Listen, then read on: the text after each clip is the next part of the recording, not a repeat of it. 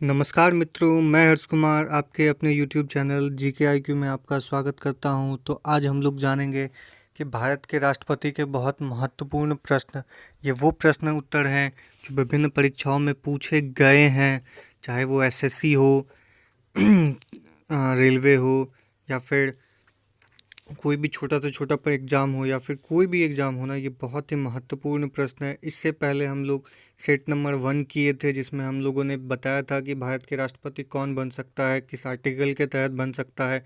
अगर आप लोग देखना चाहेंगे तो उसका लिंक हम डिस्क्रिप्शन में डाल देंगे। ये दूसरा वीडियो है जो हम लोग डाल रहे हैं। इसके बाद फिर तीसरा आएगा, मतलब भारत के राष्ट्रपति से जितने भी प्रश्न संभव हो सकते हैं वो हम लोग सभी करेंगे। और एक बात जान लीजिएगा कि ये भारत के राष्ट्रपति से प्रश्न आता ही है, हर एग्जाम में 1 नंबर का तो पक्का ही रहता है। तो चलते हैं हम लोग प्रश्न नंबर 1 की तरफ। प्रश्न नंबर 1 क्या कहता है वो जानते हैं। तो भारत पूछ रहा है प्रश्न नंबर पहला कि भारत के जो राष्ट्रपति हैं, भारत के राष्ट्रपति के पास डैश के तहत क्षमा करने की शक्ति होती है। तो ये हमसे अनुच्छेद पूछ रहा है। तो अनुच्छेद 72 के तहत भारत के राष्ट्रपति को क्षमा करने का अधिकार प्राप्त है। तो भाई क्षमा किस चीज़ से करना हो, मान लेते हैं कि किसी को फांसी पड़ रहा हो, किसी को क्या पड़ रहा हो, फांसी पड़ रहा हो, तो अब वो सुप्रीम कोर्ट जाएगा, हाई कोर्ट जाएगा, कहीं से उसको रिलीफ नहीं मिला तो वो जाएगा किसके पास, राष्ट्रपति के पास। और राष्ट्रपति उसे क्षमा भी दे सकते हैं, चाहे तो क्षमा दे दे या फिर किसी दूसरे सजा में भी कन्वर्ट कर सकते हैं, क्योंकि वो पूरे देश के राजा हैं, इसीलिए ऐसा वो कर सकते हैं। तो चलते हैं इसके बारे में कुछ की पॉइंट हम लोग जान लेते हैं। तो बोल क्या रहा है, क्षमा का अर्थ है अपराधी जो व्यक्ति है पूरी तरह से रिहा करना और उसे आज़ाद कर देना। क्षमा का मतलब है कि भाई उसको पूरा छूट दे दिया गया, अब जाइए, अब आराम से घूमिए फिरिए, मज़े कीजिए। तो अनुच्छेद 72 ये भी बहुत इम्पोर्टेंट आर्टिकल है। अनुच्छेद 72 के तहत भारत के जो राष्ट्रपति हैं को क्षमा प्रदान कर सकते हैं। अनुच्छेद 72 के तहत भारत के जो राष्ट्रपति हैं वो किसी भी व्यक्ति को क्षमा दे सकते हैं, किसी भी दोषी सजा को कम कर सकते हैं। विशेष रूप से मृत्यु दंड से जुड़े मामले में किसी भी व्यक्ति का सजा कम कर सकते हैं, उसे क्षमादान दे सकते हैं। उसके बाद बोला जा रहा है कि 5 अलग अलग प्रकार की क्षमाएं हैं जो कानून द्वारा अनिवार्य है। क्षमा, रूपांतरण, दंडाविराम, राहत और छूट। तो राष्ट्रपति के पास कुछ वीटो पावर्स भी हैं, मतलब कहने का ये है कि वो 5 प्रकार के क्षमा प्रदान कर सकते हैं। तो पहला है क्षमा, उसके बाद है रूपांतरण, दंडाविराम, राहत। क्षमा का मतलब है कि आपको पूरा तरीके से छोड़ दिया गया। रूपांतरण का मतलब ये है कि आप एक सजा, मतलब कि आपको फांसी दी गई थी, उसको कन्वर्ट करके उम्र कैद कर दिया गया। दंडाविराम का मतलब ये है कि आपको अब किसी भी प्रकार का दंड नहीं दिया जाएगा, अब आप आराम से घर जा सकते हो। राहत का भी मतलब यही है कि किसी को उम्र कैद मिला था, उसके अच्छे स्वभाव के कारण उसको उसकी सज़ा कम कर दी जाएगी। और छूट का मतलब है कि भाई आपको पूरी तरीके से छूट है, आप जाइए, घूमिए फिरिए, मज़े कीजिए। तो चलते हैं अगला क्या बोल रहा है, एडिशनल इन्फॉर्मेशन भी हम लोग जान लेते हैं। तो एडिशनल इन्फॉर्मेशन में हमसे ये बोल रहा है कि अनुच्छेद 73 संघ की कार्यकारी शक्ति की सीमा है। अनुच्छेद 73 जो है संघ जो कार्य करता है उसकी सीमा के बारे में बताया गया है। अनुच्छेद 74 यह अनुच्छेद मंत्री परिषद के लिए प्रदान करता है जो राष्ट्रपति को अनेक कार्यों के अभ्यास में सहायता करेगा। मतलब अनुच्छेद 74 ये बताता है कि भारत के राष्ट्रपति की मदद करने के लिए एक मंत्री परिषद बनाई गई है जो कि राष्ट्रपति की मदद करता रहेगा किसी भी कामकाज में। यानी कि भारत के जो राष्ट्रपति हैं वो अपने मन से कोई भी कार्य नहीं कर सकते बिना मंत्री परिषद की सलाह के। अभी हम आपको बताए थे मृत्यु दंड से क्षमा कर सकते हैं, तो मृत्यु दंड से क्षमा वो तभी करेंगे जब भारत के मंत्री परिषद उन्हें करने के लिए बोलेगी, अन्यथा वो अपने मन से नहीं कर सकते हैं। उसके बाद है अनुच्छेद 76। अनुच्छेद 76 भारत के महान्यायवादी से संबंधित है। तो महान्यायवादी मतलब क्या होता है? महान्यायवादी मतलब होता है कि जैसे हम लोग कोई भी केस लड़ते हैं तो वकील होते हैं, तो भारत सरकार का भी एक अपना वकील होता है जिसे अटॉर्नी जनरल कहते हैं या फिर उसे महान्यायवादी कहते हैं। तो ये भी मोस्ट इम्पॉर्टेंट प्रश्न है जो एग्जाम में पूछे जाएंगे आपसे। तो अनुच्छेद 76 के तहत महान्यायवादी आता है। महान्यायवादी कितने आता है? अनुच्छेद 76 के तहत। तो अनुच्छेद 77 भी हमसे कुछ बोलता है, ये भी इम्पोर्टेंट है। बोलता है कि भारत सरकार के व्यवसायिक कार्य संचालन करता है। तो भारत सरकार जो व्यवसायिक कानून संचालन करती है वो अनुच्छेद 77 के तहत ही करती है। तो चलते हैं प्रश्न नंबर 2 के पास। प्रश्न नंबर 2 हमसे बोल रहा है कि सर्वसम्मति से चुने गए भारत के पहले राष्ट्रपति कौन थे? तो सर्वसम्मति से चुने गए भारत के पहले राष्ट्रपति थे नीलम संजीवा रेड्डी। कौन थे? भारत के पहले राष्ट्रपति थे जो सर्वसम्मति से चुने गए थे, नीलम संजीवा रेड्डी जी थे। तो चलते हैं इसके बारे में कुछ हम लोग की पॉइंट में जान लेते हैं क्या क्या है। तो की पॉइंट बोल रहा है कि सर्वसम्मति से चुने गए भारत के पहले राष्ट्रपति नीलम संजीवा रेड्डी थे। हम लोग को पहले पता चल गया। वह 1977 के चुनाव में चुने गए थे। तो ये चुनाव कब हुआ था? तो ये 1977 के चुनाव में हुआ था। इससे पहले 5 साल पहले यानी 1969 में चुनाव हुआ था जिसमें संजीवा रेड्डी एकदम हार चुके थे। अपना जो है जितना उनको बहुमत लाना था उतना भी नहीं ला पाए थे, लेकिन 1977 के चुनाव में ये प्रचंड बहुमत से जीत के आए थे, यानी सर्वसम्मति से चुन लिए गए थे। उसके बाद बोल रहा है कि राजेंद्र प्रसाद ने लगातार 2 कार्यकाल तक पद संभाला, यानी भारत के पहले ऐसे राष्ट्रपति हैं राजेंद्र प्रसाद जो कि 2 सालों तक, यानी 2 साल कहने का मतलब है कि 2 बार भारत के राष्ट्रपति बने हैं। वह सबसे अधिक वर्षों तक राष्ट्रपति के रूप में सेवा करने और सबसे अधिक वोट प्रतिशत हासिल करने का रिकॉर्ड भी रखते हैं। तो सबसे ज़्यादा वोट प्रतिशत भी कौन रखते हैं? तो सबसे ज़्यादा वोट प्रतिशत भी राजेंद्र प्रसाद ही रखते हैं और सबसे ज़्यादा वोट भी उन्हीं को दिया गया है। तो ये भी हम लोग जान लेते हैं। उसके बाद बोल रहा है डॉक्टर APJ अब्दुल कलाम ने 2002 से 2007 तक भारत के 11वें राष्ट्रपति के रूप में कार्य किया था। तो अब्दुल कलाम जो थे वो 2007 से लेके 2011 तक भारत के 11वें राष्ट्रपति के रूप में कार्य किए थे। तो चलते हैं तीसरा प्रश्न के पास। तो तीसरा प्रश्न हमसे ये बोल रहा है कि भारत के राष्ट्रपति के निर्वाचन मंडल में निम्नलिखित में से कौन नहीं होता है। मतलब हमसे ये पूछा जा रहा है कि भारत जो निर्वाचन होता है उसमें कौन कौन भाग नहीं ले सकता है। तो इसका सही जवाब हो जाएगा राज्यों के विधान परिषदों के सदस्य। तो देखिए राज्यों के विधान परिषद के सदस्य तो भाग नहीं ले सकते, लेकिन विधान सभा के सदस्य भाग ले सकते हैं। तो आपसे ये भी पूछा जाता है कि भारत में कितने राज्यों के पास राज्य परिषद है। तो आप हमें ये कमेंट बॉक्स में बता सकते हैं कि भारत के कितने ऐसे राज्य हैं और कौन कौन से ऐसे राज्य हैं जो विधान परिषद रखते हैं। तो हम पहला राज्य बता देते हैं। तो पहला है बिहार, दूसरा है उत्तर प्रदेश और बाकी 4 का आप नाम बता दीजिए। तो अगला हमसे की पॉइंट में हमसे बोल क्या रहा है वो जान लेते हैं। की पॉइंट में हमसे बोल रहा है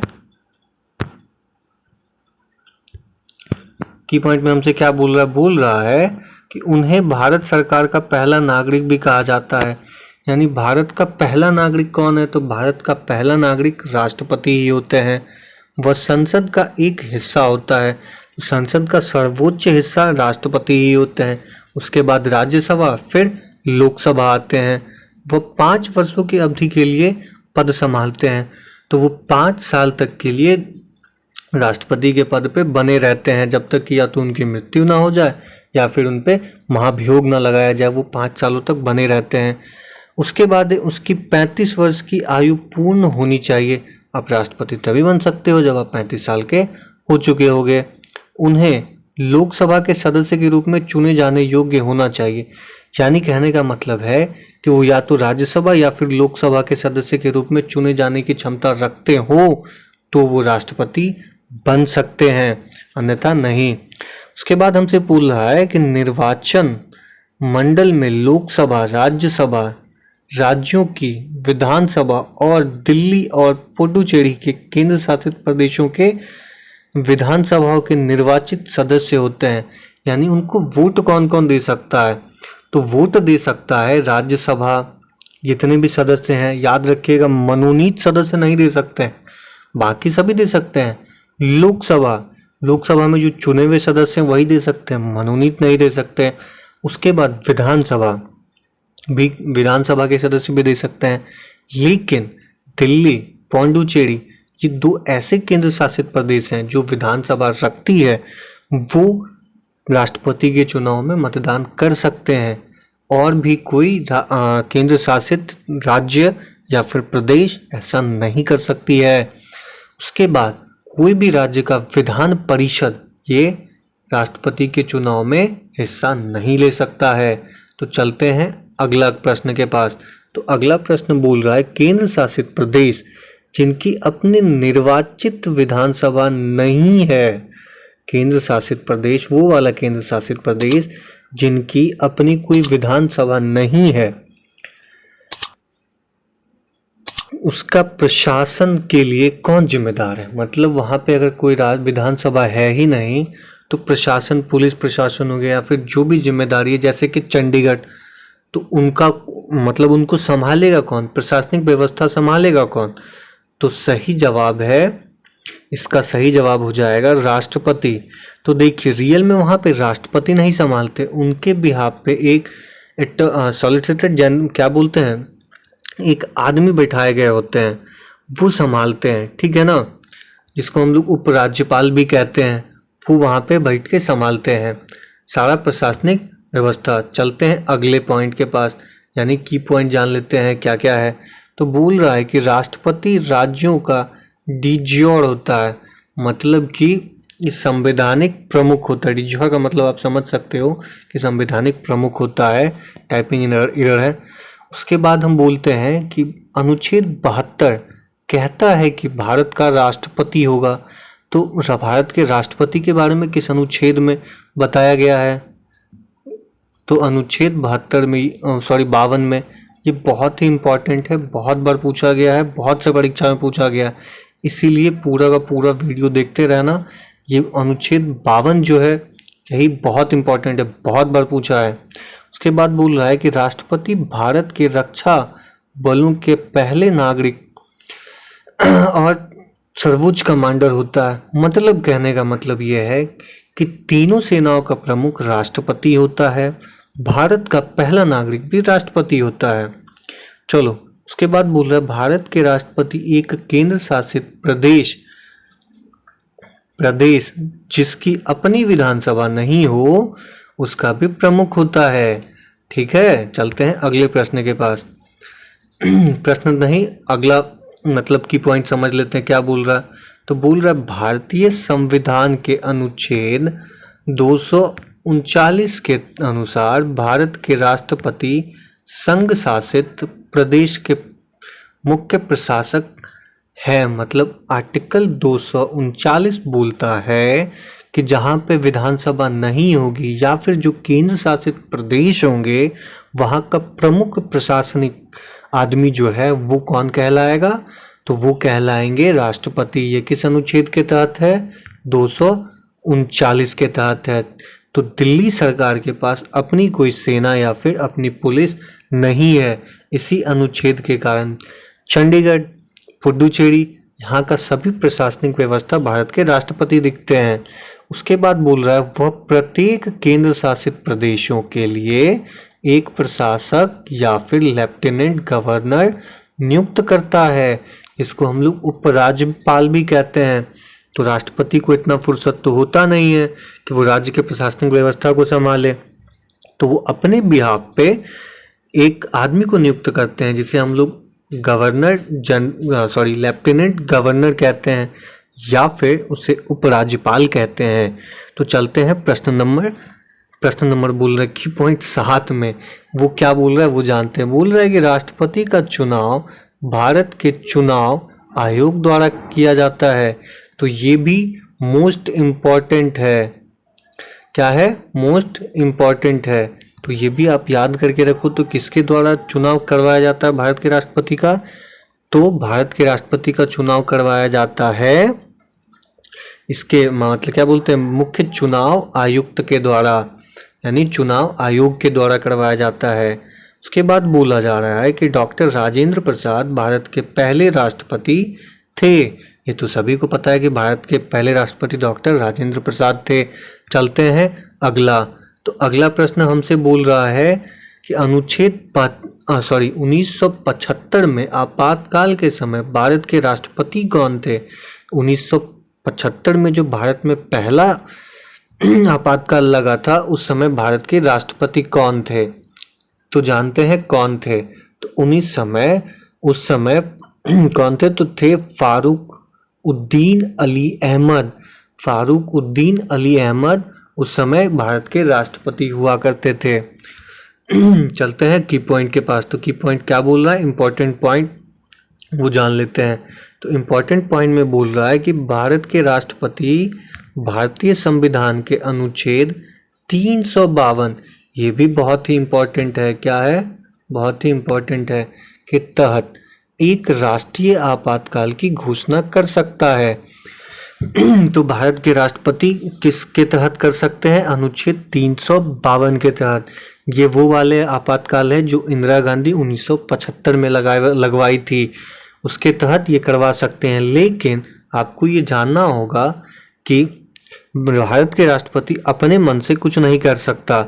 आपको अभी अनुच्छेद 74 में बताए थे, जिसमें यही कहा गया कि इनके काम इनको काम को बताने के लिए कि राष्ट्रपति को क्या काम करना है, उसके लिए मंत्रिपरिषद होता है। तो मंत्रिपरिषद की सलाह पे ही अनुच्छेद 352 के तहत ये आपातकाल लगाया जा सकता है। उसके बाद बोला गया है भारत के राष्ट्रपति कैबिनेट से लिखित सिफारिश प्राप्त करने के बाद ही राष्ट्रपति आपातकाल की घोषणा कर सकता है। अभी हम आपको वही समझा रहे थे। चलते हैं अगला। तो बोल रहा है अगला, फारूक उद्दीन अली अहमद 1975 में आपातकाल के समय भारत के राष्ट्रपति थे। यह पहले बता चुके हैं। अगला पॉइंट बोल रहा है राष्ट्रीय आपातकाल की घोषणा निम्न कारणों से की जा सकती है। तो भाई कौन कौन कारण है जान लेते हैं। पहला है युद्ध, दूसरा है बाहरी आक्रमण, तीसरा है सशस्त्र विद्रोह। तो युद्ध का तो मतलब आपको पता ही है कि कोई दूसरा विदेशी हमला हम पे कर दे या फिर हम किसी पे हमला करें, तो वो युद्ध, लड़ाई जो है वो युद्ध कहलाता है। बाहरी आक्रमण का मतलब ये है कि कोई दूसरा देश भारत पे आक्रमण करे, जैसे कि 1962 में हुआ था, 1975 में हुआ था, 1999 में हुआ था। ये बाहरी आक्रमण थे। सशस्त्र विद्रोह का मतलब है कि भारत की जनता ही विद्रोह करने पे उतर आए सरकार के खिलाफ, तो भी आपातकाल लगाया जा सकता है। ठीक है, तो चलते हैं अगला। तो की पॉइंट में बोल रहा है, की पॉइंट क्या बोल रहा है, तो बोल रहा है 1962 में भारत ने पहला राष्ट्रीय आपातकाल की घोषणा किया था। तो 1962 में भारत पहला आपातकाल की घोषणा की थी। उस समय भारत और चीन का युद्ध चल रहा था। और उस समय भारत के राष्ट्रपति कौन थे? तो उस समय भारत के राष्ट्रपति थे डॉक्टर राधाकृष्णन। और प्रधानमंत्री कौन थे? तो प्रधानमंत्री थे उस समय के भारत के जवाहरलाल नेहरू, पंडित जवाहरलाल नेहरू। ठीक है, यह चीनी आक्रमण के कारण था। इसे 1968 में जाकिर हुसैन ने रद्द किया था। लाए कौन थे? डॉक्टर राधाकृष्णन। हटाए कौन थे? डॉक्टर जाकिर हुसैन। 1971 में भारत ने दूसरी बार राष्ट्रीय आपातकाल की घोषणा कर दी। 62 में लगा, फिर 71 में लग गया। 71 में क्यों लगा था? 71 में भारत जो है बांग्लादेश को आज़ाद करवाने के लिए पाकिस्तान से लड़ रहा था, यानी भारत पाकिस्तान युद्ध हुआ था। इसीलिए 1971 में भी आपातकाल लगा था। तो ये बाहरी आक्रमण कारण लग रहा था। यह भारत का सबसे लंबा राष्ट्रीय आपातकाल था। भारत का जो अब तक का सबसे लंबा राष्ट्रीय आपातकाल रहा है वो यही आपातकाल था 1971, क्योंकि बाद 1975 में फिर से इंदिरा गांधी आपातकाल लगा दी, वो आपातकाल हटा ही नहीं था। इसकी घोषणा जो है ना कौन किए थे, वीवी गिरी ने किया था। कौन सा 1971 वाला आपातकाल की घोषणा वीवी गिरी ने किया था। जब भारत पाकिस्तान युद्ध के कारण हुआ था, तो हम पहले भी बता दिए हैं कि भारत पाकिस्तान युद्ध के कारण हुआ था। भारत ने 1975 में तीसरा राष्ट्रीय आपातकाल घोषित कर दिया। तो देखिए, पहला 1962 में किया, दूसरा 1971 में किया, तीसरा 1975 में किया। तो पहले में भारत के राष्ट्रपति कौन थे, तो डॉक्टर राधाकृष्णन थे। दूसरे में कौन थे, तो वीवी गिरी थे। तीसरे में कौन थे, तो फारूकुद्दीन अली अहमद थे। ठीक है ना। अब ये आपातकाल क्यों लगा, तो पहले वाले दोनों आपातकाल लगे थे आर्टिकल 352 के तहत। तो पहले वाले दोनों आपातकाल लगे थे बाहरी आक्रमण के कारण, लेकिन ये वाला जो आपातकाल लगा था ये सशस्त्र विद्रोह के कारण लगा था। किस कारण से, सशस्त्र विद्रोह के कारण। ये आंतरिक गड़बड़ी के कारण था। 1977 में बीटी जेट्टी द्वारा दूसरी और तीसरा आपातकाल स्थिति को रद्द कर दिया गया। अब ये आपातकाल जाके खत्म हुआ 1977 में। तो भारत बहुत आपातकाल देखे हैं भाई, तो ऐसा हम लोग कोई काम ना करे तो भारत को आपातकाल देखना पड़े।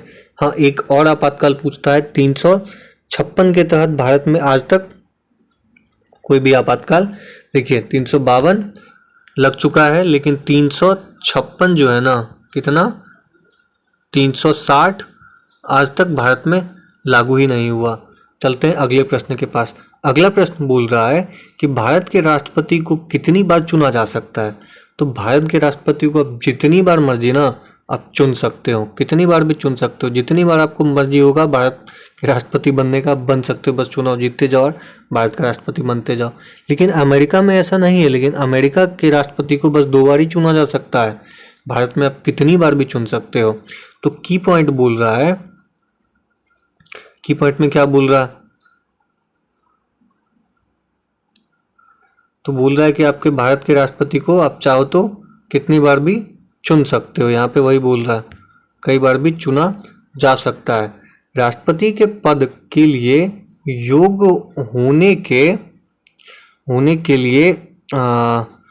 होने के लिए संविधान के अनुच्छेद 58 प्रमुख है। यानी अनुच्छेद 58 में आप भारत के राष्ट्रपति कौन बनेगा उसकी योग्यता के बारे में बताया गया है कि कौन कौन भारत के राष्ट्रपति बन सकते हैं। ठीक है। के बाद एक राष्ट्रपति होने के उम्मीदवार कौन कौन हो सकते हैं, ये अनुच्छेद 58 के तहत बताया गया। तो चलते हैं आगे। बोल रहा है कि भारत का नागरिक तो बन कौन कौन सकता है भाई, वो भी जान लेते हैं। तो पहला जो भारत का नागरिक होगा, दूसरा 35 साल या उससे अधिक आयु का होगा। 35 साल से कम का कोई नहीं बन सकता, 35 साल से अधिक ही लोकसभा या राज्यसभा के सदस्य हो या फिर बनने योग्य हो तो ही बन सकता है। यदि कोई व्यक्ति भारत सरकार या, अब यहाँ पे ये जानने वाली बात है, बोल रहा है कि कोई व्यक्ति भारत सरकार या किसी अन्य राज्य की सरकार की अधीन लाभ का कोई पद रखता है या उनमें से किसी भी सरकार के अधिकार क्षेत्र में किसी स्थानीय या अन्य प्राधिकरण के अधीन हो तो वह राष्ट्रपति चुने जाने का हकदार नहीं हो।